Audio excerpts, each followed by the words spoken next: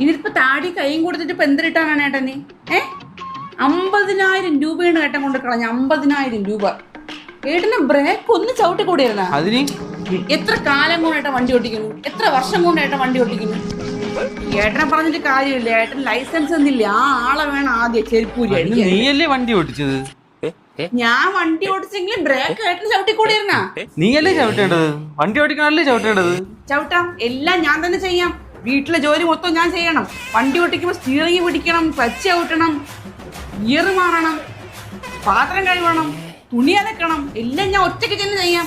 ഒരു ഹെൽപ്പ് എന്നെ ചെയ്തുകൂടിയിരുന്ന. ആ ബ്രേക്ക് ഒന്ന് ചവിട്ടി കൂടുന്ന ഏട്ടൻ നീ ചവിട്ടാമോ ചവിട്ടി കൂടെ. ദൈവമേ, ഇങ്ങനെയുള്ള സാധനത്തിനൊക്കെ എന്തിനിങ്ങനെ സൃഷ്ടിച്ചു വിടുന്നു എന്റെ പൊന്നീശ്വരാ.